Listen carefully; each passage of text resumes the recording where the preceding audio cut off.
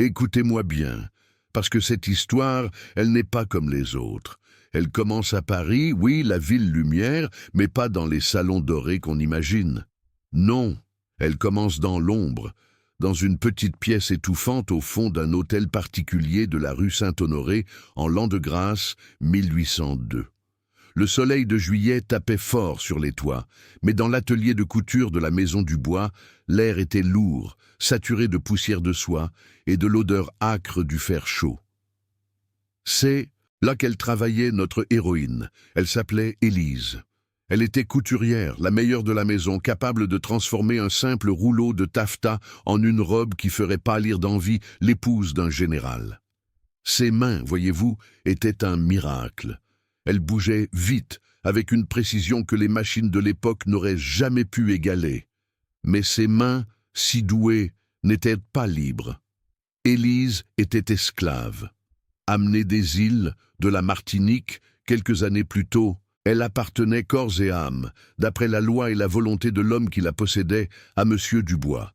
Et Monsieur Dubois, il était marchand de tissus, un homme nouveau, riche, qui avait fait fortune pendant la Révolution en vendant des uniformes, et qui maintenant voulait asseoir sa respectabilité en habillant la nouvelle aristocratie de Napoléon. Il faut comprendre la situation.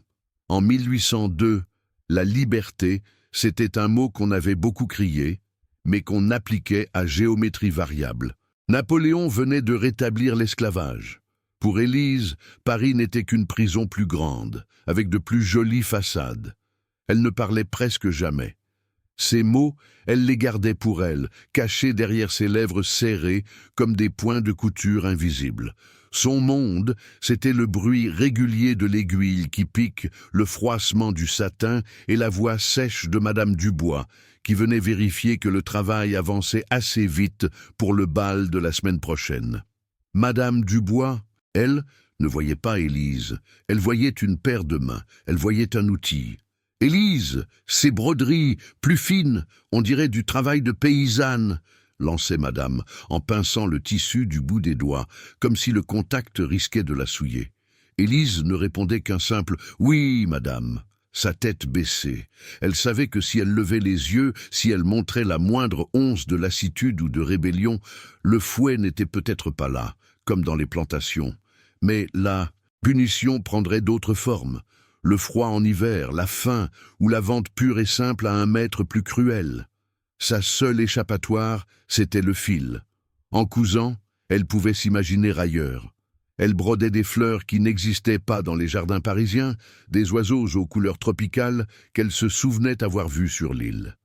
C'était sa résistance silencieuse. La Maison du Bois était un lieu de contraste. En bas, c'était le luxe tapageur. Lustres de cristal, argenterie, étincelantes, domestiques en livrée. En haut, près des toits, c'était l'antre d'Élise, où elle dormait sur une paillasse mince et travaillait 16 heures par jour. Mais il y avait dans cette maison une autre personne qui ne voyait pas Élise comme un simple meuble ou un robot à coudre. C'était Antoine. Antoine Dubois était le fils unique. 23 ans, étudiant en droit, mais avec une âme de poète, ce qui, à l'époque, était considéré par son père comme un grave défaut. Antoine était grand, un peu gauche, et surtout, il était curieux. Il ne comprenait pas très bien les affaires de son père, ni pourquoi certains êtres humains devaient obéir sans rien dire. Il avait grandi avec Élise dans la maison. Quand il était petit, elle était déjà là, une silhouette silencieuse qui réparait ses culottes déchirées. Pour lui, elle était une partie du décor, mais une partie qu'il respectait inconsciemment. Antoine avait souvent l'habitude de monter dans les étages pour échapper au dîner, ennuyeux de ses parents ou aux sermons de son père sur l'importance du commerce et de l'empire. Un soir, alors que la lune filtrait à travers la lucarne de l'atelier, il la trouva assise, non pas en train de coudre pour sa mère, mais pour elle-même. Elle était en train de raccommoder sa propre robe de toile grise, la seule qu'elle possédait en dehors de ses vêtements de travail. Elle utilisait un fil de couleur sombre, presque invisible. Antoine s'arrêta sur le seuil. Il n'avait jamais vu Élise pour elle-même. Élise, murmura-t-il, un peu surpris de se trouver là. Elle sursauta, l'aiguille manquant de lui piquer le doigt. Voir le fils du maître dans cet endroit, à cette heure tardive, était inhabituel et potentiellement dangereux. « Monsieur Antoine », dit-elle, sa voix plus grave que d'habitude à cause de la surprise. Elle remit immédiatement sa propre couture sous le tissu de la robe de Madame Dubois, adoptant l'air de celle qui travaillait sans relâche. Antoine entra s'appuyant contre le mur. Il portait des bottes de cuir souples et Élise remarqua l'élégance négligée de sa chemise. Un contraste saisissant avec sa propre tenue usée. « Vous travaillez encore ? Il est presque minuit, » demanda Antoine, sans aucune malice, juste de la simple observation. « Je dois finir la garniture de dentelle avant l'aube, monsieur. » Il hocha la tête, mais il ne partait pas. Il regardait autour de lui, dans ce petit espace où elle passait sa vie. Il y avait des bobines, des ciseaux, des patrons épinglés au mur. Il y avait aussi, posé sur une étagère, une petite boîte en bois sculptée, un objet qu'elle avait réussi à garder. « C'est beau, ce que vous faites, » dit-il finalement, en désignant la robe de bal, un chef-d'œuvre de mousseline de soie. Élise sentit une chaleur monter à ses joues, une réaction qu'elle n'avait plus le droit d'avoir. C'était la première fois qu'un membre de la famille reconnaissait son talent, au lieu de simplement exiger la perfection. « C'est le tissu qui est beau, monsieur, » répondit-elle modeste. « Non, le tissu, c'est du fil. Ce sont vos mains qui lui donnent de l'âme, » insista-t-il. Ce compliment, simple et honnête, troubla Élise plus que n'importe quelle réprimande. Elle releva les yeux. Elle rencontra son regard pour la première fois sans peur, mais avec une curiosité égale à la sienne. Les yeux d'Antoine étaient d'un vert profond, et il semblait toujours chercher quelque chose qu'il ne trouvait pas. Il y eut un long silence, uniquement brisé par la respiration lourde de la maison endormie.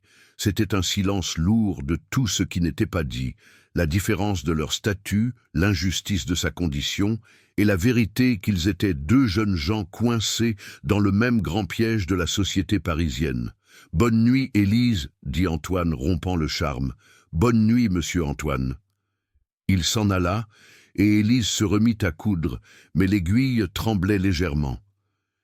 Elle venait de vivre un moment de pure humanité, et elle savait que l'humanité, dans sa position, était le luxe le plus dangereux.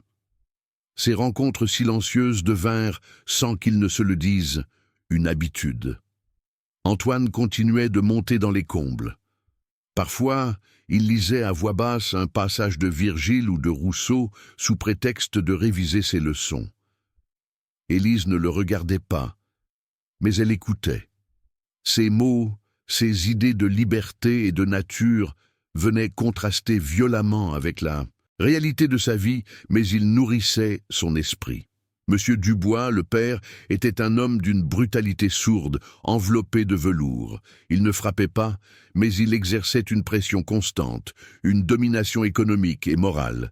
Il détestait la mollesse, et il détestait l'esprit rêveur de son fils. « Antoine, arrête de traîner dans les livres. Tu devrais être à l'entrepôt, apprendre à compter les balles de soie, » rugissait-il souvent à table. Antoine, lui, se sentait étouffé par le monde de son père. Il voyait la richesse, mais il voyait aussi l'hypocrisie. Il voyait comment son père traitait les domestiques, comment il parlait d'Élise comme d'un investissement. Un après-midi pluvieux, la tension explosa. Monsieur Dubois avait organisé un grand dîner d'affaires. Il fallait que tout soit parfait. La nappe, les couverts et surtout l'apparence de sa femme. Madame Dubois, nerveuse, avait fait monter Élise pour un dernier essayage. La robe, couleur émeraude, était magnifique, mais elle était trop serrée au niveau de la poitrine. « C'est impossible, Élise, tu as dû la rétrécir » s'écria Madame Dubois paniquée. « Non, madame, j'ai suivi les mesures exactes. Peut-être... » « Peut-être quoi? Tu me traites de menteuse ?» Monsieur Dubois entra à ce moment-là, son visage rouge de colère. Il détestait le désordre. « Qu'est-ce que c'est que ce vacarme? La robe n'est pas prête ?» Elle a saboté le travail Dubois. Regarde, cria sa femme. Monsieur Dubois s'approcha d'Élise. Elle se tenait droite, les mains jointes, sachant que la tempête allait s'abattre. Elle avait l'habitude de prendre le blâme. « Élise, dit monsieur Dubois, sa voix basse et dangereuse. Vous savez ce qui arrive quand un outil devient défectueux. On le remplace. » Il ne parlait pas de la robe, mais d'elle. Il la menaçait de la vendre, de la renvoyer dans l'horreur des colonies, ou pire, de la placer chez un maître plus dur à Paris. « Je vais la reprendre. »« Immédiatement, monsieur, » dit Élise, sa voix un filet. « Non, vous avez eu toute la semaine. Vous êtes distraite, Élise. Où est votre esprit ?» Il fit un pas de plus, et dans un geste de pure humiliation, il prit une paire de ciseaux de couture posés sur la table, et coupa, d'un coup sec, une des broderies les plus fines qu'elle avait passé 2 jours à réaliser. Le fil de soie tomba au sol, comme un cheveu coupé. Élise ne bougea pas, mais elle sentit une douleur physique. C'était un acte de destruction gratuite, visant à lui rappeler qu'elle n'avait aucun droit, pas même sur son propre talent. C'est là qu'Antoine intervint. Il était dans le couloir, et il avait tout entendu. « Père, qu'est-ce que vous faites ?» Monsieur Dubois se retourna, furieux d'être interrompu dans son exercice de pouvoir. « Occupe-toi de tes affaires, Antoine. Ce n'est pas ton problème, c'est ma propriété qui est en jeu. Ce n'est pas une propriété, c'est une personne. Elle a travaillé sans relâche. » Le mot était lâché. Personne. Dans cette maison, c'était un blasphème. Le visage de monsieur Dubois devint livide. « Sortez! Retournez à vos stupides livres de loi, vous n'y comprenez rien. Cette femme est un bien qui m'a coûté cher. Et si elle ne se comporte pas comme il faut, je la renverrai là où elle n'aura plus le temps de rêver. » Antoine regarda Élise. Elle le suppliait du regard de se taire, de ne pas aggraver sa situation.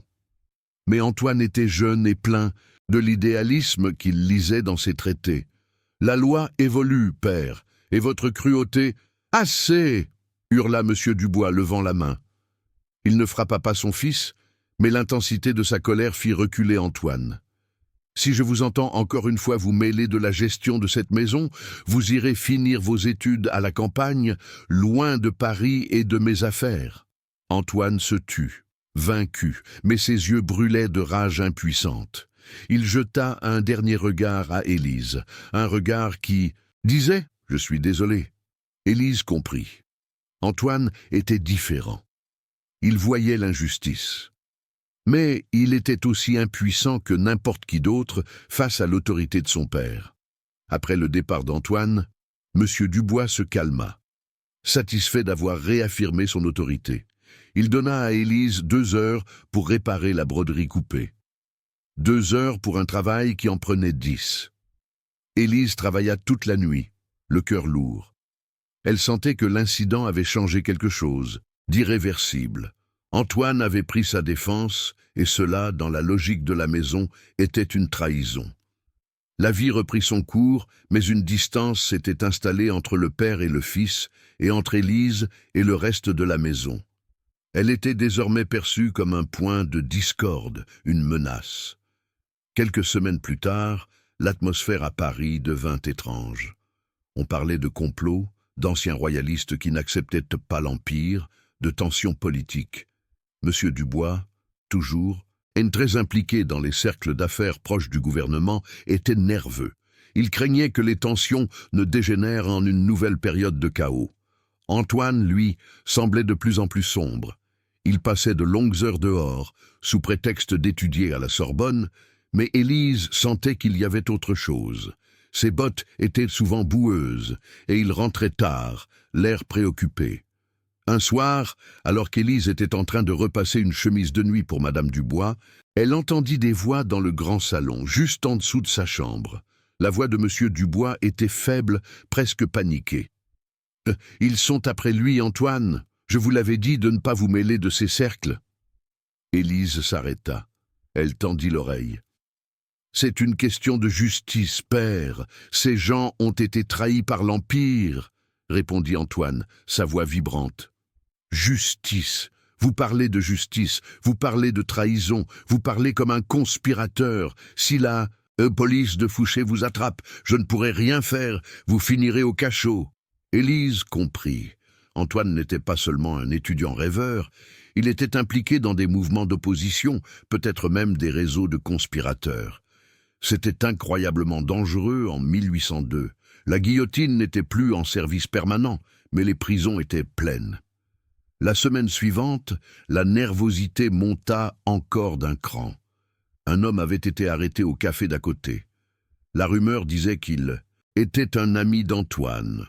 Un après-midi, alors qu'Élise était seule dans la cuisine pour chercher de l'eau chaude, elle vit Antoine descendre l'escalier à la hâte. Il portait un manteau sombre, même s'il faisait chaud, et son visage était pâle. Il avait l'air de fuir. Il s'arrêta net en la voyant. « Élise, » dit-il, sa voix tremblante, « je dois partir, maintenant. » Elle comprit immédiatement. Les choses avaient mal tourné. « La police ?» demanda-t-elle sans même réfléchir. Il hocha la tête. « Ils savent. J'ai été trahi. Je dois quitter Paris. Mon père, il ne veut rien savoir. Il dit que je mérite mon sort. » Monsieur Dubois avait donc choisi de sauver sa réputation plutôt que son fils.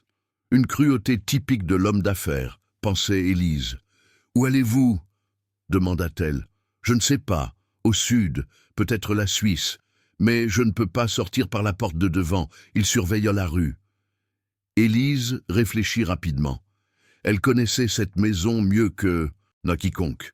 Elle connaissait ses passages secrets, ses faiblesses. Elle y vivait comme une ombre depuis des années. « Il y a le passage des blanchisseurs, » dit-elle, sa voix basse, « par la cave. Il donne sur une ruelle derrière les écuries, mais il est fermé par un verrou rouillé. » Antoine la regarda avec un mélange de surprise et d'espoir. Il avait oublié qu'Élise n'était pas seulement la couturière, mais l'œil et l'oreille de la maison. « Pouvez-vous m'aider » demanda-t-il. Pour la première fois, Élise se retrouva face à un choix moral d'une importance capitale. Aider Antoine, c'était risquer sa vie, risquer d'être accusé de complicité et de subir les foudres de M. Dubois si la tentative échouait. Mais ne pas l'aider, c'était laisser un homme bon, le seul qu'il ait jamais traité avec respect dans cette maison, se faire arrêter et peut-être exécuter. Elle regarda ses mains, les mains qui créaient la beauté pour ses maîtres. Aujourd'hui, elle devait servir à sauver une vie. « Venez, monsieur Antoine, » dit-elle, sans un mot de plus. Elle le guida à travers les labyrinthes de la cuisine, dans l'escalier de service sombre qui menait à la cave. L'air y était froid et sentait l'humidité et le vin. Arrivés au fond, ils virent la porte de bois épaisse qui donnait sur l'extérieur. Le loquet était effectivement bloqué par la rouille. Antoine essaya de forcer, mais le bruit résonnait dans la cave. « Je vais faire trop de bruit, » murmura-t-il. Élise s'agenouilla. Elle prit de l'huile de cuisine qu'elle avait apportée et versa quelques gouttes sur les charnières. Puis, elle sortit de la poche de sa robe un petit outil pointu qu'elle utilisait pour les broderies les plus délicates. Elle commença à gratter la rouille autour du loquet. Elle travaillait vite, son cœur battant la chamade. Elle entendait les bruits de la rue et elle imaginait les pas lourds des agents de police qui pourraient arriver d'une minute à l'autre. Au bout de quelques minutes qui parurent des heures, le loquet céda avec un grincement sourd. « C'est ouvert » souffla Élise. Antoine se redressa. Il se tourna vers elle, son visage exprimant une gratitude si profonde qu'elle en fut ébranlée. « Élise, je ne sais pas comment vous remercier. Vous risquez tout pour moi. » Elle ne répondit pas par des mots, mais par un regard. Il y avait une entente tacite. Elle lui rendait l'humanité qu'il lui avait montrée. « Allez-vous-en vite, monsieur Antoine, et ne regardez pas derrière vous. » Il hésita un instant, puis, dans un geste que le fils du maître n'aurait jamais dû faire à l'esclave, il prit sa main, la sienne chaude et tremblante, et serra les doigts fins d'Élise. « Je vous le promets, Élise. Je n'oublierai jamais cela, jamais. » Puis, il ouvrit la porte, se glissa dans la ruelle sombre et disparut dans le Paris de 1802, laissant Élise seule dans l'obscurité de la cave, sachant qu'elle venait de sauver une vie, mais qu'elle était désormais seule face à la colère de M. Dubois, qui allait bientôt découvrir la fuite de son fils. La partie la plus dangereuse de son histoire ne faisait que commencer. Elle remonta les marches, se préparant à la tempête. Elle avait sauvé le fils, maintenant, elle devait se sauver elle-même. Elle remonta l'escalier de service, Élise, chaque marche était un effort. L'odeur du vin et de la terre humide s'accrochait à sa robe de toile. Elle revint à son poste, dans la petite pièce sous les toits, et se remit à plier le linge, comme si de rien n'était. Mais le silence de la maison ce soir-là n'était pas le silence habituel du sommeil. C'était un silence qui attendait, lourd et menaçant. Elle n'eut pas longtemps à attendre. 1 heure, peut-être, après qu'Antoine eut disparu dans la ruelle. Ce fut Madame Dubois qui donna l'alerte, montant dans les étages, le visage décomposé. « Antoine n'est pas dans sa chambre. Il n'est pas rentré. » Elle cherchait son mari, mais sa voix portait. Elle passait devant la lucarne d'Élise sans la voir. Pour elle, Élise était un mur, un meuble. Puis vint le bruit lourd des bottes de M. Dubois. Il était monté en hâte. Il y eut des cris, des portes qui claquaient. La panique s'empara de la maison. M. Dubois, l'homme qui contrôlait tout, était en train de perdre le contrôle de la chose la plus importante, son héritier. Il était en train de hurler contre les domestiques, les accusant de négligence, mais au fond, il savait qu'Antoine était parti, pas simplement en promenade. Et il se souvenait de la dispute de l'autre jour. Il se souvenait du regard échangé entre son fils et la couturière esclave. Le pas de M. Dubois résonna dans le couloir menant à l'atelier. Il n'entra pas. Il fit irruption. Il était rouge, pas seulement de colère, mais de peur. La peur de la ruine, la peur de l'opprobre social. « Élise !» Le nom claqua comme un fouet. Élise se redressa, l'aiguille à la main. Elle ne cligna même pas. Des yeux. « Monsieur !» dit-elle, sa voix plate et soumise. « Mon fils a disparu !» cracha-t-il, s'avançant vers elle. « Vous saviez, vous êtes la seule à tout voir dans cette maison. Vous avez vu Antoine? Où est-il allé ?» Elle baissa les yeux, fixant le tissu. C'était la technique de survie qu'elle avait apprise des années auparavant. Être invisible, ne pas exister. « Je n'ai vu personne, monsieur. J'ai travaillé ici toute la soirée. »« Menteuse !» Il donna un coup de pied dans la chaise près de l'établi, qui s'écrasa contre le mur. « Ne me prenez pas pour un idiot. Vous avez toujours été sa complice. Avec vos airs de sainte nitouche, vous l'avez écouté lire ces bêtises de révolutionnaire. » Elle sentait la chaleur de sa rage, mais elle ne bougeait pas. Elle savait que si elle montrait la moindre peur, il la briserait. « Je suis votre propriété, monsieur. Mon travail est de coudre. Je ne me mêle pas des affaires de la famille. » Cette phrase, prononcée avec une parfaite neutralité, le déconcerta un instant. C'était la vérité légale. Elle était un bien, un outil. Un outil n'a pas d'opinion. Mais la rage de l'homme était trop grande. Il avait perdu son fils, et il ne pouvait pas frapper son fils. Alors, il devait frapper ce qu'il pouvait. Vous l'avez aidé, vous avez trouvé un moyen. Il fit le tour de la pièce, cherchant une preuve, n'importe quoi. Il vit la petite boîte en bois sculptée qu'elle gardait sur l'étagère. Il la prit et la jeta, et violemment au sol. Le bois se fendit, et les quelques babioles qu'elle y conservait, des coquillages et un bout de ruban rouge, s'éparpillèrent. Élise sentit la douleur, mais elle la ravala. « Je vais vous le dire, Élise, » reprit M. Dubois, se penchant vers elle, son souffle sentant le vin aigre. « Si mon fils est retrouvé mort, ou s'il se fait prendre par la police et que mon nom est sali, je vous ferai payer plus cher que vous ne l'imaginez. Je ne vous vendrai pas, je vous garderai ici, mais vous regretterez chaque jour de votre existence. » C'était une menace bien pire que la vente. La vente était une fin, la servitude sous sa colère était une torture sans fin. « Maintenant descendez, ordonna-t-il. Vous ne dormirez plus ici. Et c'est ainsi que la vie d'Élise bascula dans l'enfer domestique. Elle fut immédiatement déchue de son statut de couturière principale. Figurez-vous l'injustice. Elle était l'artiste qui faisait la réputation de la maison Dubois, et maintenant elle était reléguée au rang le plus bas. Monsieur Dubois la fit installer dans une arrière-pièce minuscule, juste à côté des cuisines, près des fourneaux à charbon. Il faisait une chaleur infernale en été, et le froid de l'hiver y serait tranchant, car la pièce n'avait qu'une petite ouverture donnant sur la cour. C'était l'endroit où l'on stockait le bois et les chiffons sales. « Vous travaillerez là », lui annonça Madame Dubois le lendemain matin avec un sourire de satisfaction, même froide. « Et vous ne toucherez plus au tissu noble. Vous ne coudrez plus que les doublures, les bas de robe, les choses qui ne se voient pas. Et vous aiderez à la lessive. » La lessive, c'était le travail le plus dur. Il fallait frotter, faire bouillir l'eau, manipuler des savons âcres qui rongèrent la peau. Les mains d'Élise, ces mains de fée qui savaient dompter la soie, étaient désormais destinées à se gercer et à se meurtrir dans l'eau sale. Elle obéit. Elle n'avait pas le choix. Elle ne répondait pas aux provocations de Madame Dubois, qui venait la voir plusieurs fois par jour, non pas pour vérifier son travail, mais pour lui rappeler sa misère.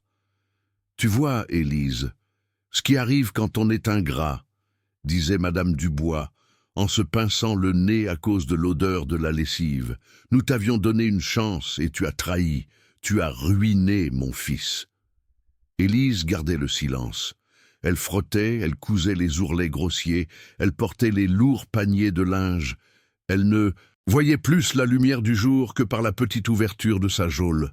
Le temps s'étira, les semaines devinrent des mois. Dans la maison, l'absence d'Antoine laissait un vide immense, un trou noir qui rongeait l'âme de Monsieur Dubois. Il était de plus en plus aigri, de plus en plus tyrannique. Ses affaires souffraient, les clients sentaient la tension, l'atmosphère lourde, et Élise, elle, était le rappel constant de son échec. Pourquoi ne la vendait-il pas comme il l'avait menacé de le faire ? C'était la question qu'elle se posait souvent en frottant le linge jusqu'à ce que ses doigts saignent. Peut-être, se disait-elle, parce qu'il espérait encore qu'elle détienne la clé. Il pensait que si Antoine revenait, il essaierait de la contacter. Elle était un appât, une monnaie d'échange psychologique. Il la gardait sous ses yeux, la torturant lentement, attendant qu'elle craque et révèle la direction de la fuite. Mais Élise ne savait rien. Et même si elle avait su, le souvenir de la chaleur de la main d'Antoine sur la sienne, dans la cave, lui donnait une force nouvelle. C'était un secret qu'elle gardait, un trésor qui ne pouvait pas être volé. Elle avait appris à ne pas seulement coudre, mais à attendre. Les mois passèrent. L'année 1802 touchait à sa fin. Le froid s'installa sur Paris et la petite pièce près de la cuisine devint glaciale. Élise travaillait emmitouflée dans une vieille couverture, ses doigts raides de froid. Mais elle continuait. Elle avait développé une routine de survie. Elle volait de petits bouts de ficelle fine pour continuer à pratiquer la broderie, la nuit, à la lueur d'une bougie volée. Elle ne pouvait pas laisser ses mains oublier le travail délicat. C'était tout ce qui lui restait, son talent, son art, son identité. Un jour, au début du printemps 1803, un événement vint rompre la monotonie de sa souffrance. Monsieur Dubois revint de la ville, pâle et tremblant. Il n'était pas en colère, il était terrifié. Élise était dans la cour, en train d'étendre des draps quand elle entendit sa voix, faible, parlant à Madame Dubois. Le complot de Cadoudal, ils ont arrêté plusieurs hommes. La police est partout. Le complot de Cadoudal, c'était le grand bruit qui courait à Paris. Un réseau de royalistes qui voulaient assassiner Bonaparte. La répression était terrible. Monsieur Dubois était paniqué, non pas par la loyauté envers l'empereur, mais parce qu'il craignait que son propre nom ne soit lié à ses affaires, à cause des fréquentations passées d'Antoine. « Si Antoine est mêlé à ça, nous sommes perdus », hurlait-il. Et c'est là qu'Élise comprit la vraie raison de la fuite d'Antoine. Ce n'était pas une simple affaire d'étudiants rebelles. C'était une affaire de haute trahison. S'il était pris, c'était la mort assurée. Monsieur Dubois, sous la pression, devint de plus en plus imprudent. Il buvait beaucoup. Il passait ses soirées à se plaindre et à maudire son fils. Un soir, alors qu'Élise était dans le salon principal pour nettoyer la cheminée, un autre de ses nouveaux devoirs humiliants, elle entendit M. Dubois parler à un associé, un certain maître Lenoir, un homme d'affaires véreux. La conversation portait sur de l'argent. Beaucoup d'argent. « Je ne peux pas, Lenoir. Si l'Empire tombe, tout mon capital est lié aux fournitures de l'armée. »« Vous devez transférer, Dubois, » répondit Lenoir, sa voix grasse. « Et vite, j'ai des contacts en Suisse, une banque discrète, mais il faut que l'argent voyage en toute sécurité. » Il parlait de faire sortir illégalement une grande partie de la fortune de Dubois pour la mettre à l'abri au cas où la situation politique s'envenimerait. Élise, invisible dans l'ombre du grand salon, comprit l'ampleur de la panique. Son maître était en train de préparer sa propre fuite, ou du moins de protéger ses biens. Mais ce qui la glaça, ce fut la suite. « Et votre fils ?»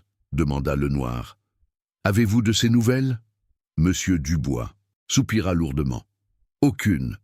Et croyez-moi, Lenoir, s'il est mort, c'est mieux pour mes affaires. Mais s'il revient, je ne peux pas me permettre qu'il soit lié à moi. » Il y eut un silence.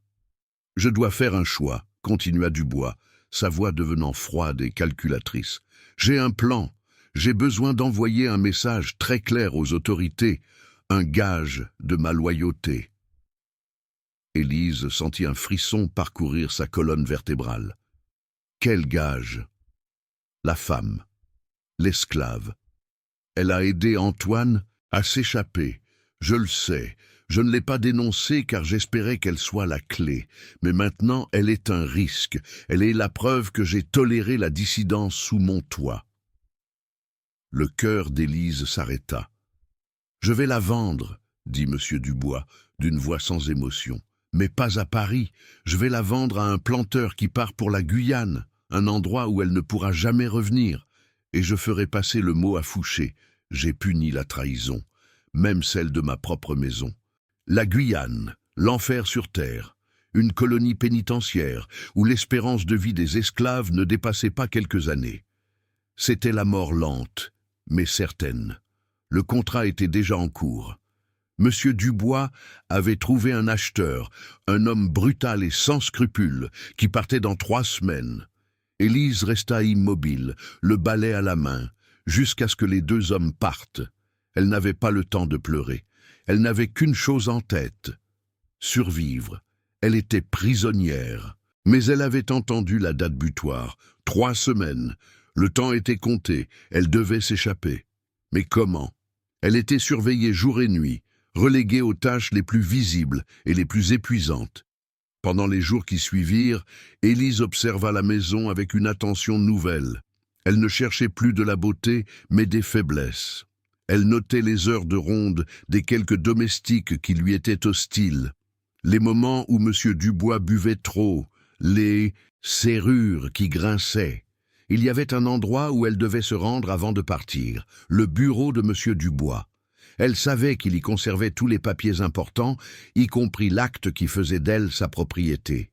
Mais surtout, elle savait qu'il y avait un petit coffre-fort caché derrière une étagère de livres de compte, où il gardait de l'argent liquide et, plus important encore, des documents de voyage. Le risque était immense. Si elle était prise dans le bureau, elle serait fouettée, enchaînée et envoyée immédiatement à l'acheteur. Elle attendit la nuit du grand bal de Madame Dubois. Ironiquement, même si elle n'était plus la couturière officielle, sa remplaçante, une femme nerveuse et incompétente, avait eu besoin de son aide pour les dernières retouches. Élise avait été autorisée à monter dans l'atelier pour 1 heure, juste pour finir une couture invisible sur le voile de Madame. Le bal était l'occasion parfaite. Le bruit, la musique, l'agitation des invités et des domestiques distraits. Vers minuit, alors que le salon bourdonnait des rires et du tintement des verres, Élise se glissa hors de son réduit. Elle portait sa robe de toile grise habituelle, mais cette fois, Elle avait cousu une poche intérieure dans la doublure. Elle se déplaça comme une ombre. Elle connaissait les planchers qui grinçaient, les coins sombres où se cacher.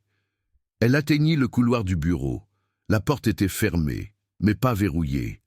Monsieur Dubois était en bas, jouant les hôtes respectables. Elle entra. L'air était lourd du tabac de Monsieur Dubois et du cuir des fauteuils.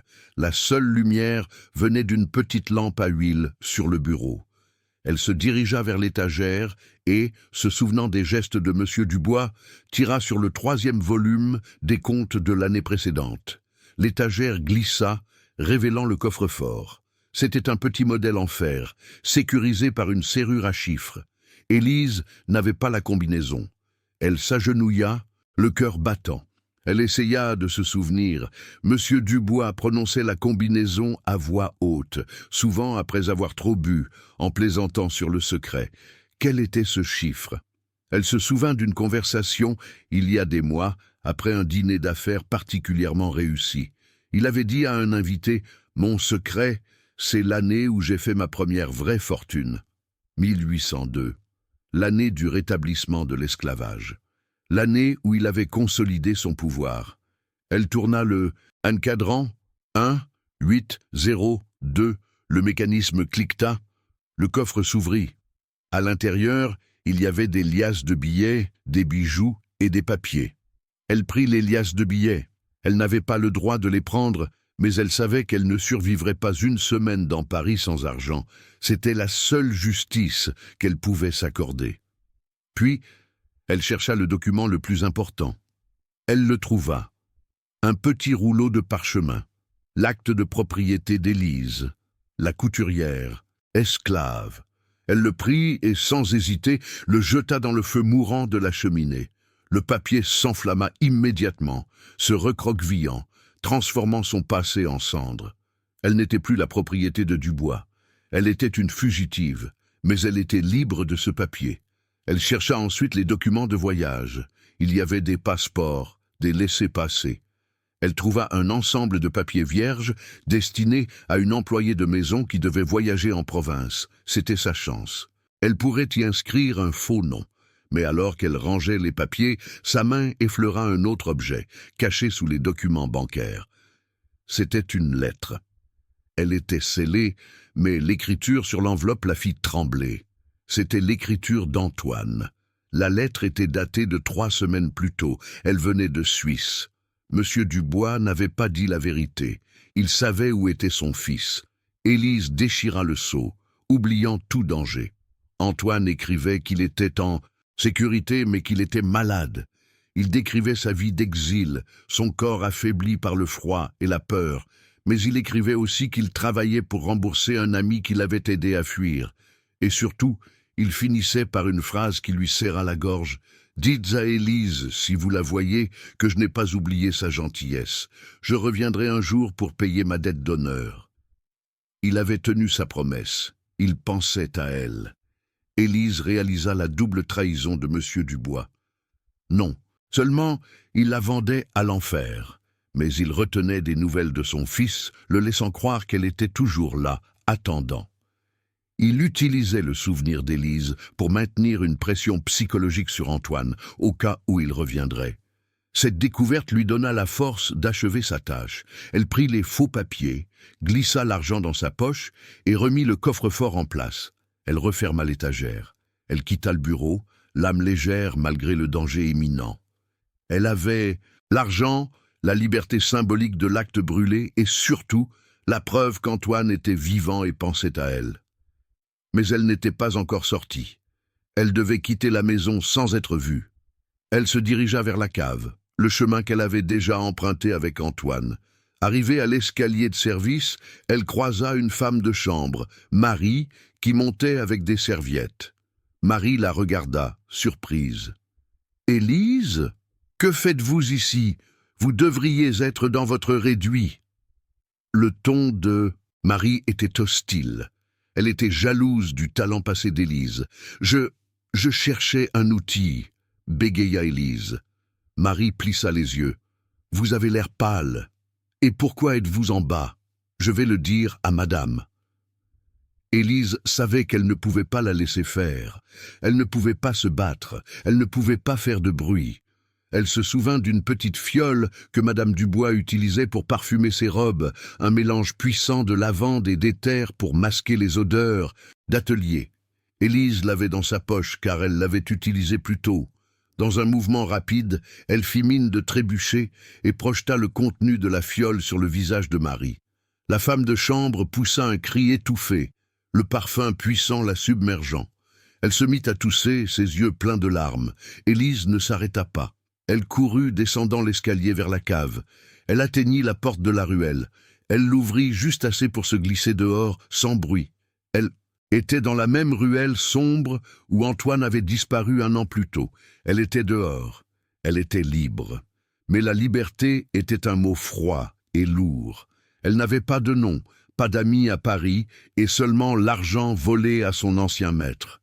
Elle était recherchée par un homme puissant, et potentiellement par la police de Fouché si Monsieur Dubois la dénonçait comme complice d'un conspirateur. Elle devait disparaître immédiatement, se fondre dans la masse grouillante de Paris. Elle n'était plus Élise, la couturière esclave. Elle était une ombre, une femme seule dans la grande ville, portant le fardeau d'un secret et la promesse d'un homme en exil. Elle commença à marcher, se dirigeant vers le port de l'Arsenal. Elle devait quitter Paris avant l'aube, trouver un moyen de se diriger vers l'Est, vers la Suisse, là où Antoine l'attendait, sans le savoir.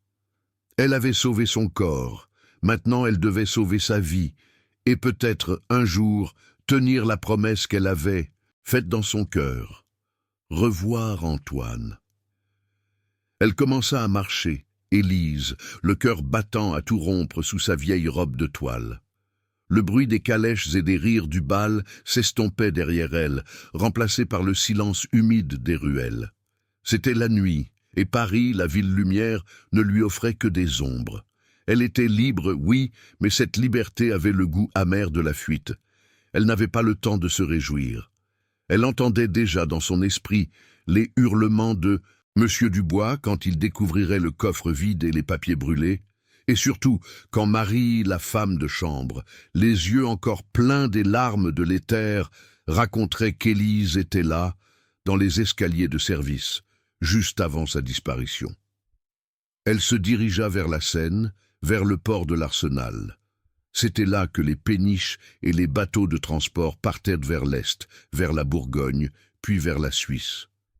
Il fallait qu'elle trouve un passeur avant le lever du soleil. Là, une première chose qu'elle fit, c'est se débarrasser de son apparence de servante. Elle entra dans une taverne ouverte tardivement, un endroit mal famé où les mariniers buvaient des rasades de vin. Elle se couvrit la tête d'un grand châle qu'elle avait volé dans la buanderie, cachant ses cheveux tressés. Elle utilisa une petite partie de l'argent de Dubois pour acheter des vêtements simples et anonymes chez un petit fripier qui travaillait à la sauvette près du port. Une jupe de laine sombre, une blouse épaisse, et surtout un bonnet qui cachait son visage. Elle ne devait ressembler ni à une dame, ni à une esclave marronne. Elle devait être invisible. Le plus difficile, c'était le nom. Elle sortit les papiers vierges volés. Elle s'assit dans un coin sombre de la taverne, le cœur serré, et écrivit à la lueur vacillante d'une bougie en utilisant l'encre qu'elle avait prise dans le bureau de Dubois. Elle ne pouvait pas utiliser Élise. Elle choisit un nom simple, un nom de province. Jeanne Moreau, une veuve, allant rejoindre de la famille dans l'Est. C'était une histoire crédible pour l'époque. Elle falsifia la signature, imitant la calligraphie qu'elle avait vue sur les registres de la maison Dubois. Ses mains, si douées pour le fil, se révélèrent étonnamment habiles pour la contrefaçon. Ce n'était pas parfait, mais c'était suffisant pour une première vérification.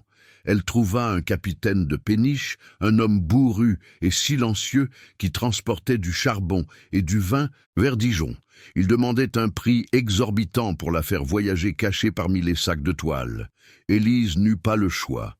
Elle lui donna l'argent et au petit matin, alors que le ciel commençait à rougir sur les toits de Paris, elle était déjà à bord, recroquevillée dans la cale sombre et malodorante. Le voyage fut un enfer silencieux. le bateau avançait lentement sur les canaux. Chaque fois qu'il s'arrêtait à une écluse, Élise entendait les voix des gendarmes, les questions posées au « capitaine ». Elle retenait son souffle, pressée contre des sacs de jute. La peur était une présence physique, froide et constante. Elle pensait à Antoine. La lettre qu'elle avait lue lui avait donné un but. Il était vivant, il était malade, et il était seul. Elle ne courait plus seulement loin de la Guyane, elle courait vers quelqu'un. Mais elle avait un problème majeur, l'argent. Le capitaine de péniche avait pris une grosse somme. Ce qui lui restait suffirait à peine à lui payer le passage jusqu'à la frontière suisse, sans parler de sa survie une fois là-bas. Arrivée à Dijon, elle devait changer de moyen de transport, se diriger vers les montagnes du Jura. Elle descendit du bateau, les jambes tremblantes, dans la foule du marché. Elle se sentait exposée. Elle avait besoin de quelques jours pour reprendre des forces et surtout pour gagner de quoi continuer. Elle loua une chambre minuscule chez une vieille femme sourde qui ne posait pas de questions et qui acceptait d'être payée à la journée. Et c'est là que ses mains, les mains du miracle, entrèrent en jeu. Elle ne pouvait pas chercher de travail dans les ateliers de couture de Dijon, trop risqué. Mais elle pouvait travailler pour les marchands ambulants ou les aubergistes. Elle fit le tour des auberges, proposant un service unique, la réparation invisible et rapide. « J'ai des mains sûres », disait-elle, sa voix simple et directe. « Si votre manteau est déchiré, si votre robe a besoin d'un ourlet, parfait pour le voyage, je le fais en 1 heure, et personne ne verra la couture. » Au début, les gens se méfiaient de cette femme sombre et silencieuse, mais un soir, un riche négociant en vin, dont le manteau de voyage en drap fin avait été déchiré par une branche, accepta d'essayer. Élise prit le manteau. Elle ne se contenta pas d'un simple raccommodage. Elle démonta la doublure, reprit les fibres du drap une par une, utilisant un fil de soie qu'elle avait conservé de ses jours chez Dubois. En moins de 2 heures, le travail était fait. La déchirure avait disparu. Le négociant n'en revenait pas. Il lui donna 3 fois le prix demandé. La nouvelle se répandit rapidement dans le petit cercle des voyageurs pressés de Dijon. La femme aux doigts d'or, celle qui faisait des miracles sans faire de bruit. Pendant 1 semaine, Élise travailla comme elle n'avait jamais travaillé, même chez les Dubois. Mais cette fois, elle travaillait pour elle, et chaque point de couture était un pas vers la liberté. Elle ne faisait que des travaux rapides et urgents, s'assurant de ne jamais rester trop longtemps au même endroit. Elle gagna assez pour acheter un billet de diligence jusqu'à Besançon, la dernière grande ville avant les montagnes. Le voyage jusqu'à Besançon fut éprouvant. La diligence était bondée et les passagers parlaient politique, des arrestations et de la vigilance accrue de la police impériale. Élise entendait les murmures. On dit que les royalistes se cachent dans le Jura. La frontière suisse est surveillée comme jamais. Son cœur se serrait. Si elle était arrêtée maintenant, tout était perdu. À Besançon, elle se rendit compte que la police fouillait systématiquement les diligences et les voyageurs se dirigeant vers Pontarlier, la porte d'entrée vers la Suisse. Elle ne pouvait pas prendre la route principale. Elle devait passer par les chemins de contrebandiers, à travers les forêts et les cols enneigés du Jura, même si nous étions au début du printemps. Elle investit l'argent qu'elle avait gagné dans des bottes solides et un guide. Le guide était un vieux paysan lucien, qui connaissait chaque sentier, chaque abri sous roche. Il accepta de la faire traverser pour une somme considérable, mais il était le seul en qui elle pouvait avoir confiance. « Vous n'êtes pas une fugitive politique, Madame Jeanne ?» lui demanda-t-il, ses yeux gris perçants. « Non, » répondit Élise, gardant son histoire simple. « Je vais rejoindre mon mari en Suisse, pour affaires. » Lucien hocha la tête sans conviction. Mais l'argent parlait. L'ascension des montagnes fut la partie la plus difficile de toute sa vie. Elle avait passé des années enfermée dans une maison à manipuler des étoffes fines. Ses muscles étaient faibles, ses poumons brûlaient. Ils marchèrent de nuit, se cachant le jour dans des cabanes de bergers abandonnées. Le froid était terrible, un froid sec et mordant qui lui glaçait les os. Elle se souvenait de la chaleur de la Martinique, et elle se demandait si elle survivrait à cette épreuve. Mais chaque fois que la fatigue menaçait de la faire s'effondrer, elle se rappelait la lettre, le visage pâle d'Antoine dans la cave, et la menace de la Guyane. Elle continuait. Lucien, le guide, était un homme pragmatique. Il ne parlait pas beaucoup, mais il était attentif à son pas. Un soir, alors qu'ils étaient cachés sous un rocher, il la regarda. « Vous avez des mains de dame, dit-il simplement. Elles ne sont pas faites pour la montagne. » Élise sentit la honte. Ses mains étaient gercées, meurtries par le froid et le savon de lessive de son ancien maître. « Elles sont fortes, » répondit-elle, serrant les poings. Lucien ne dit rien de plus, mais il lui donna sa plus grosse part de pain sec ce soir-là. Après 4 jours d'escalade et de marche forcée, ils arrivèrent au sommet d'un col. Devant eux s'étendaient les Alpes, et en contrebas, la promesse de la Suisse. « La frontière est là, » dit Lucien, pointant du doigt une ligne d'arbres plus dense. « Il y a un poste de garde français, mais nous allons passer par la forêt. Une fois que vous voyez le drapeau suisse, vous êtes en sécurité. » La traversée finale fut la plus tendue. Ils rampaient, littéralement sous les branches basses, le bruit du vent masquant le craquement des brindilles. Élise entendit les voix des soldats français. Ils étaient proches. Elle pouvait sentir l'odeur de la fumée de leur feu. Soudain, Lucien s'arrêta et la tira derrière un gros tronc. « Il patrouille », murmura-t-il. « Attendez. » L'attente dura ce qui lui sembla une éternité. Elle pensait au Dubois. Elle pensait que si elle était attrapée, Dubois aurait gagné. Il aurait réussi à se débarrasser de la preuve vivante de son échec. Quand les voix s'éloignèrent, Lucien fit signe. Ils coururent, glissant sur les pierres humides. Et puis, ils arrivèrent à une clairière. Juste de l'autre côté d'un petit ruisseau, un poteau de bois marquait la fin de la France. Et au loin, sur une colline, elle aperçut le drapeau suisse. Lucien s'arrêta. « C'est ici, Madame Jeanne.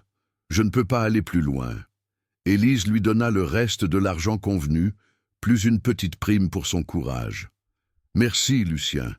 Vous m'avez sauvé la vie. » Il lui serra la main, cette fois sans commenter sa délicatesse. « Que Dieu vous garde !» Elle traversa le ruisseau, l'eau glacée lui montant jusqu'aux chevilles. Quand elle atteignit l'autre rive, elle ne se retourna pas. Elle était en Suisse, elle était libre, elle n'était pas à la fin de son voyage, mais elle était hors de portée de la loi française et de la colère de M. Dubois. Elle marcha encore quelques heures jusqu'à un petit village de montagne, épuisée, mais avec une sensation de légèreté qu'elle n'avait jamais connue. Elle arriva à la première auberge, se présenta comme Jeanne Moreau et loua une chambre. Le lendemain matin, Élise se réveilla dans un pays étranger.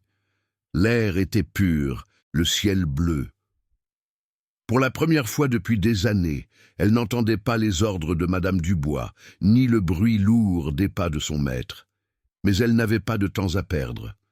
Elle savait qu'Antoine était dans la région de Vaud, près de Genève, mais elle ne connaissait pas l'adresse exacte. Elle ne pouvait pas simplement demander aux autorités, car elle craignait toujours l'attention des espions français. Elle décida de retourner à ce qu'elle savait faire, coudre.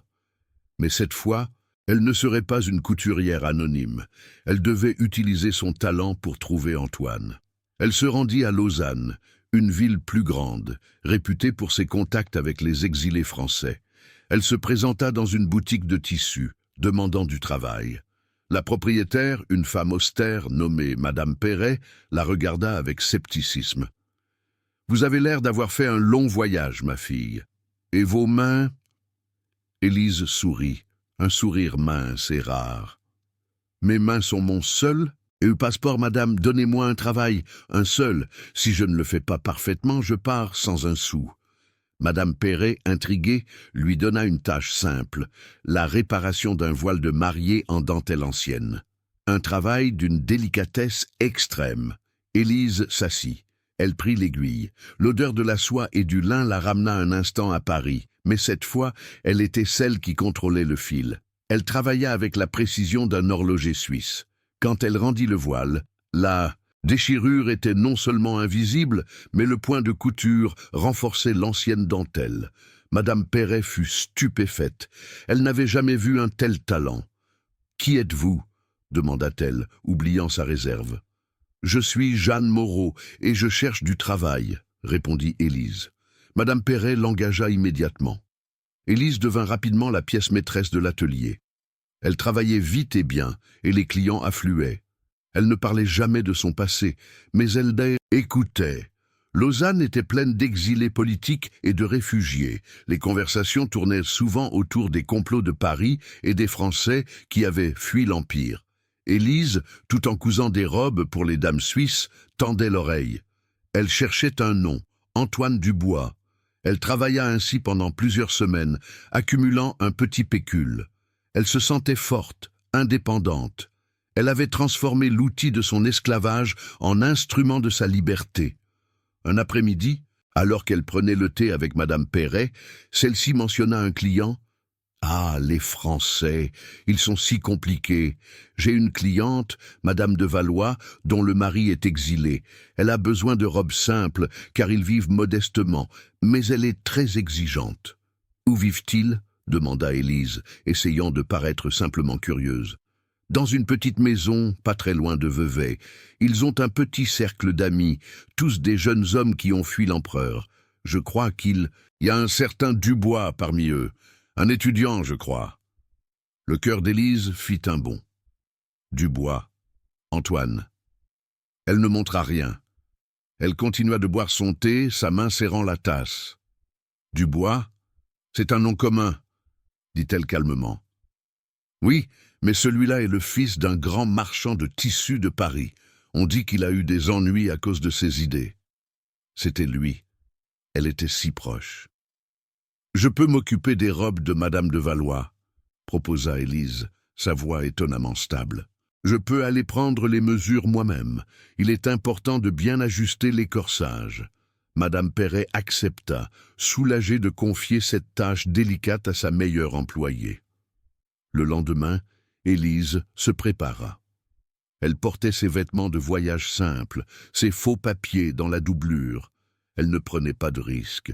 Elle se rendit à Vevey, un petit village au bord du lac Léman. Le paysage était magnifique, mais Élise ne voyait que la route qui menait à sa destination.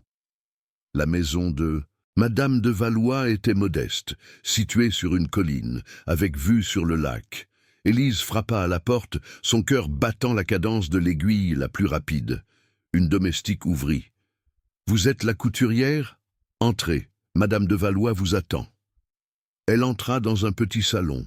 C'était spartiate, mais propre. Il y avait des livres, des cartes et une odeur de tabac et de remèdes. Madame de Valois était une femme élégante, malgré la simplicité de sa robe. Elle salua Élise avec courtoisie.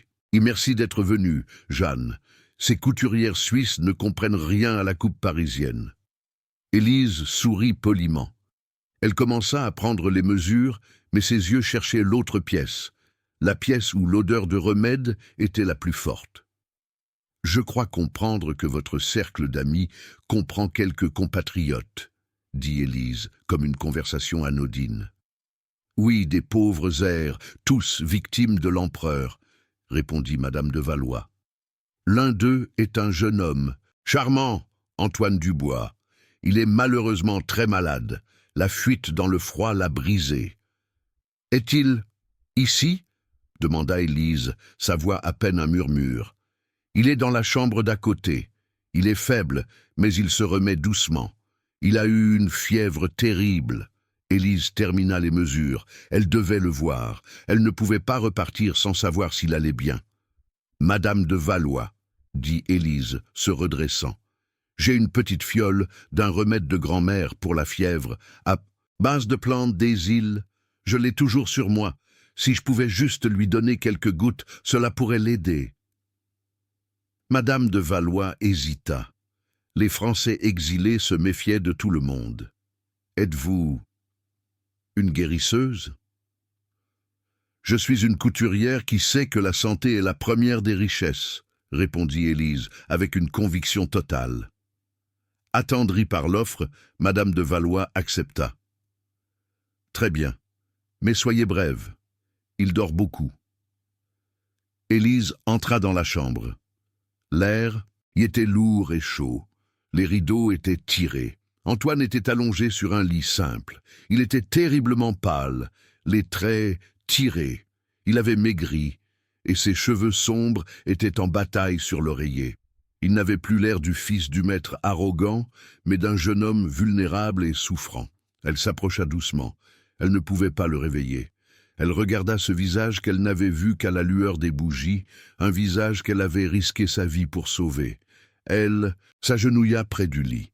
Elle prit la main d'Antoine qui pendait mollement sur le côté. Ses doigts étaient froids. Elle ne versa pas de remède. Elle n'en avait pas. Elle versa simplement une larme, une seule, sur le drap de lit. Une larme de soulagement et de gratitude. Elle resta un instant se nourrissant de la preuve qu'il était vivant. Puis, il bougea légèrement. Il ouvrit les yeux. Ses yeux verts, les mêmes yeux curieux qu'il avait observés dans l'atelier, la fixèrent, brumeux de fièvre. Il la regarda sans la reconnaître au début. Il voyait juste une femme sombre, vêtue simplement, agenouillée près de lui. « Élise » murmura-t-il, sa voix rauque, à peine audible. Il avait prononcé son vrai nom. Pas Jeanne Moreau, Élise. Elle n'avait pas changé de couleur de peau, mais elle avait changé de vêtements, de nom, de statut. Et pourtant, il l'avait reconnue. Élise se redressa, la gorge nouée. « Oui, monsieur Antoine, » répondit-elle, sa voix tremblante. La surprise et la joie chassèrent la fièvre de son regard. « Comment êtes-vous arrivé ici ?»« J'ai marché, j'ai cousu, j'ai fui, » dit-elle simplement. « Votre père, il allait me vendre. » Antoine essaya de se redresser, mais la faiblesse le retint. « Mon père, je savais qu'il était capable de tout. » Il regarda autour de lui, s'assurant qu'ils étaient seuls. « Et vous avez trouvé ma lettre, n'est-ce pas ?»« Oui, elle était dans le coffre. Je sais que vous êtes vivant, et je sais que vous n'avez pas oublié. » Il lui sourit, un sourire faible mais sincère. « Jamais, Élise. Vous m'avez sauvé. Maintenant, vous êtes ici. Vous êtes en sécurité. »« Je suis libre, » corrigea-t-elle doucement. Madame de Valois entra à ce moment-là. Elle vit Élise près du lit, la main d'Antoine toujours dans la sienne. « Jeanne, avez-vous donné votre remède ?» Antoine regarda Madame de Valois, puis Élise. « Elle n'est pas Jeanne, Madame de Valois, » dit Antoine, sa voix retrouvant un peu de sa force. « Elle est Élise, et elle est la femme la plus courageuse que j'ai jamais connue. Elle est mon amie. » Le mot « ami » dans la bouche d'Antoine résonna comme une déclaration publique, effaçant des années de servitude.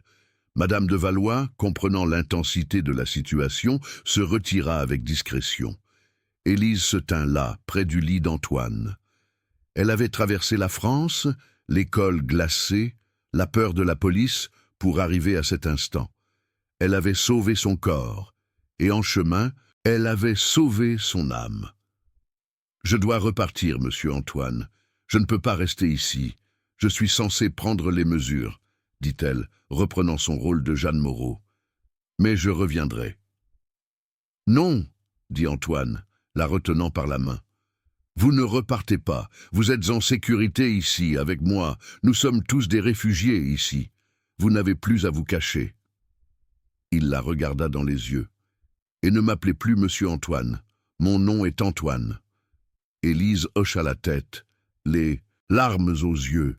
« Antoine !» répéta-t-elle. Elle avait trouvé son refuge.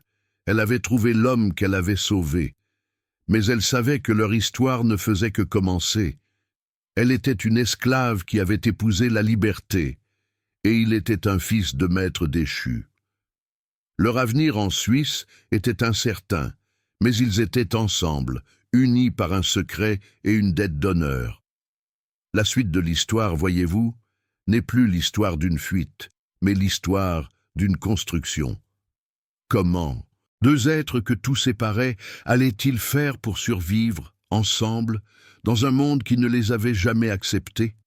Et surtout, comment allaient-ils faire face à la tempête qui se préparait à Paris, quand M. Dubois apprendrait qu'Élise n'était pas en Guyane, mais en Suisse, aux côtés de son fils?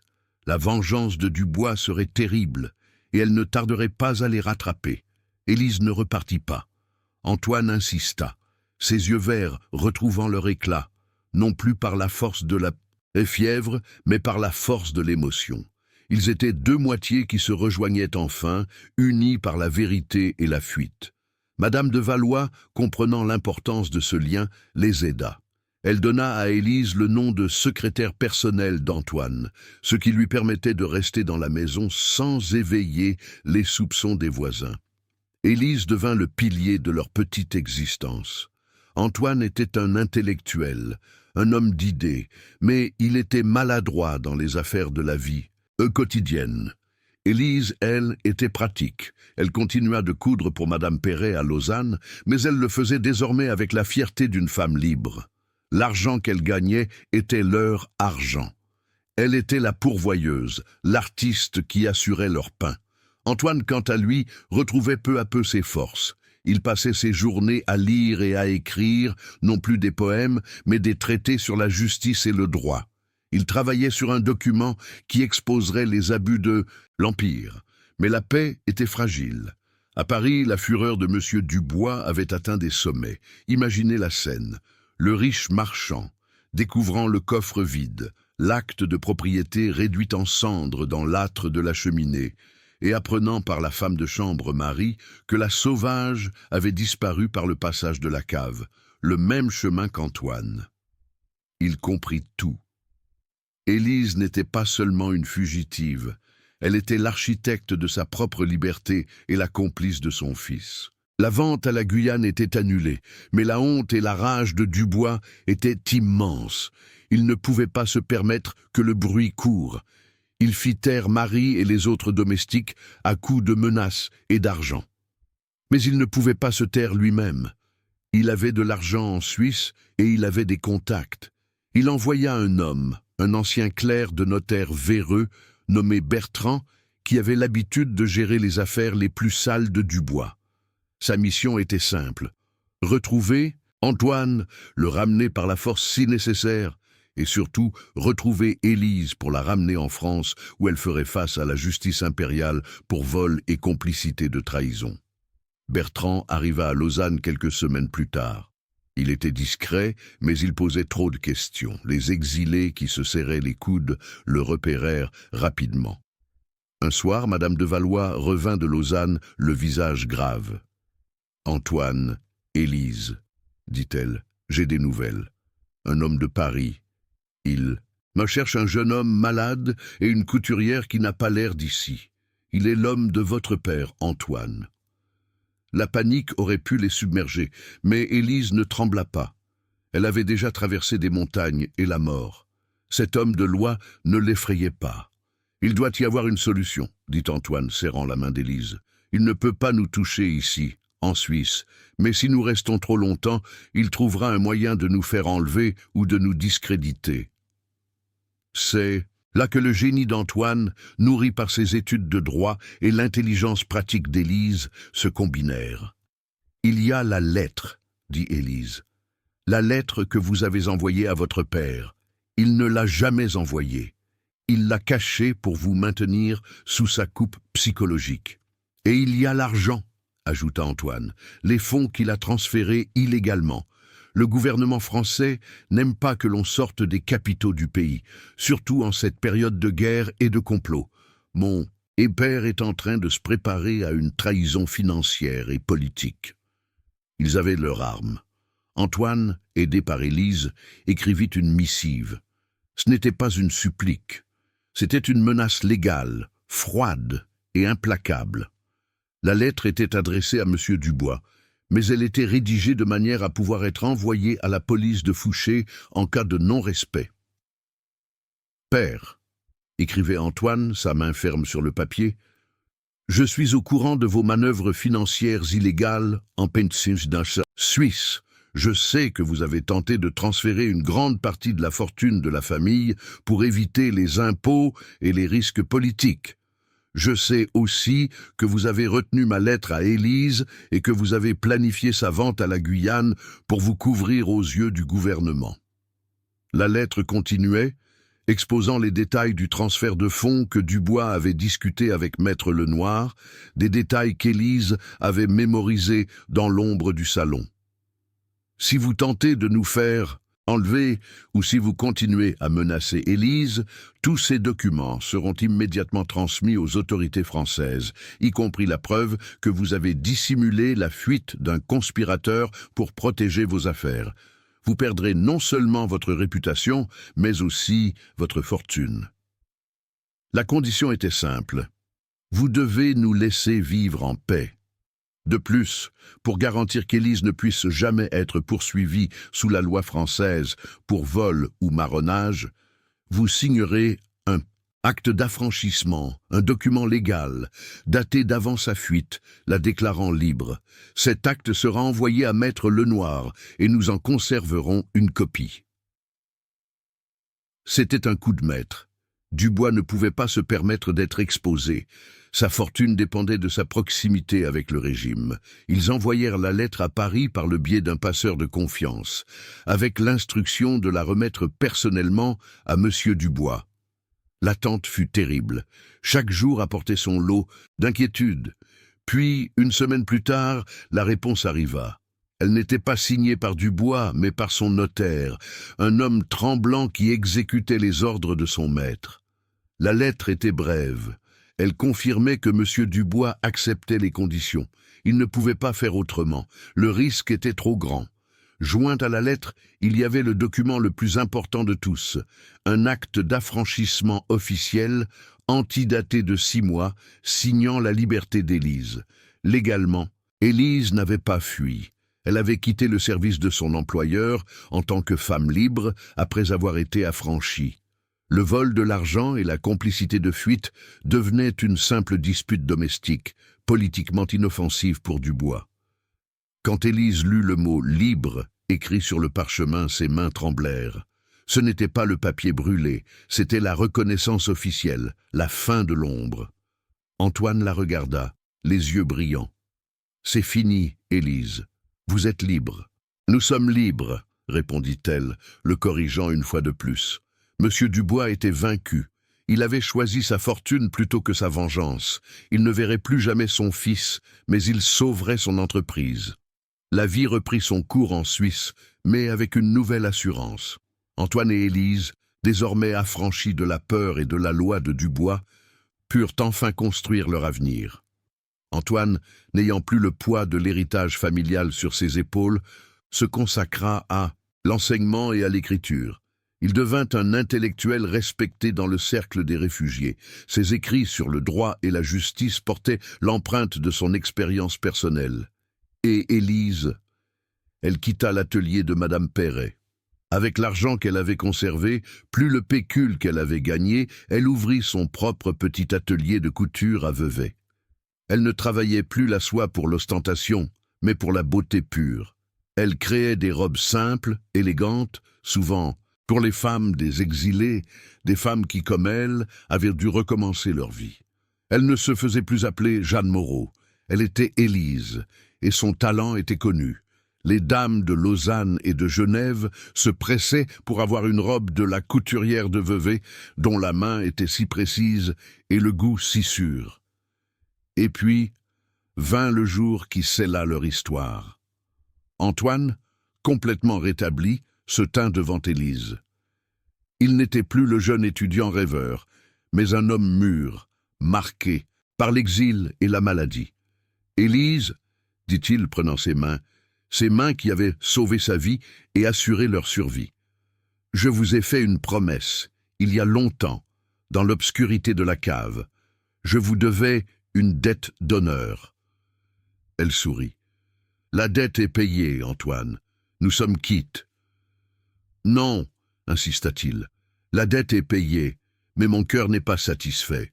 Je ne veux pas être seulement votre amie, ni votre compagne de fuite. Je veux que vous soyez ma femme. » Il lui demanda de l'épouser, sans la permission d'un père, sans la bénédiction de l'Église de Paris, mais avec la seule bénédiction de la liberté. Élise accepta. Elle l'épousa dans une petite cérémonie civile, en présence de Madame de Valois et de quelques amis exilés. Pour leur mariage, Élise ne porta pas de mousseline ou de dentelle coûteuse. Elle cousit elle-même sa robe, une création simple de lin blanc et de soie sauvage, brodée avec les motifs qu'elle avait autrefois rêvés en secret, des fleurs tropicales et des oiseaux libres. C'était la robe de la couturière esclave qui avait épousé son propre destin. Et M. Dubois, le père, il apprit la nouvelle du mariage par des rumeurs. Il ne fit rien.